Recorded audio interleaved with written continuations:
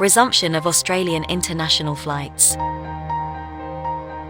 In today's video update, we will talk about Qantas resuming international flights from Australia. Flights to COVID-safe locations like Singapore, the United States, Japan, the United Kingdom, and Canada will begin in December 2021.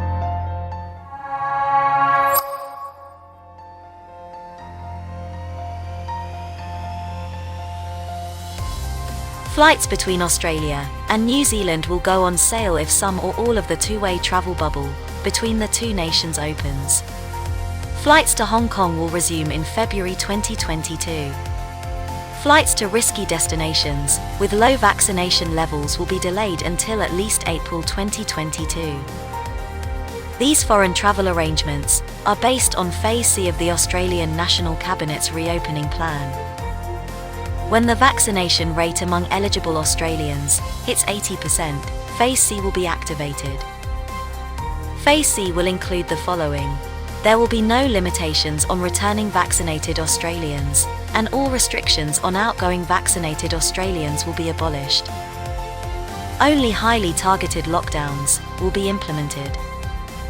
The travel bubble expanded to allow unrestrained access to new candidate nations. The gradual resumption of incoming and outbound travel with safe nations, proportional quarantine, and lowered quarantine requirements for fully vaccinated inbound travelers. Upcoming changes in Australian travel. While it is anticipated that airline schedules, aircraft capacity, and travel circumstances would need to comply with COVID-19 safety precautions, additional adjustments, especially the direct route from Perth to London, may be in the works. Western Australia Premier Mark McGowan has adopted a tough position on reopening Western Australia's borders in order to safeguard the health and safety of the Western Australia populace. The concern is that the direct Qantas flight to London leaves from Perth. Qantas anticipates that this direct trip to London will be more popular than ever, with passengers preferring to skip stopovers at congested airports. Where does that leave travellers and Qantas, if they are unable to enter Perth, to take advantage of this flying route to London? Alan Joyce, CEO of Qantas, is now considering about moving this direct flight option to Darwin. Darwin is a good option because it has a comparable travel time to Perth from London and serves as a hub for repatriation flights. Simply put, Mark McGowan is displeased with this possible change, especially given that $15 million was spent renovating Perth's terminal to secure this route. However, while Mark McGowan believes he does what is best for his state by closing borders to the rest of Australia, Qantas must do what is best for their business and consumers.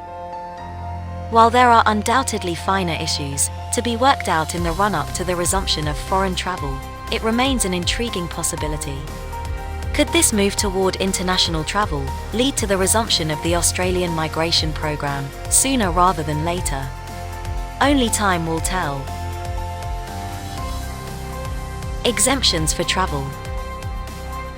While Australia's borders are presently blocked because to the COVID-19 epidemic, travel waivers may be available under the following conditions. An individual has a compassionate or compelling cause for visiting Australia. Overseas employees with subclass 482 or 400 visas are required to work in Australia in a position that cannot be performed by a local employee. This is the end of today's video update. If you found this video update useful, then please comment below and share this video with your friends and family on Facebook, WhatsApp, and Twitter. Thanks for watching.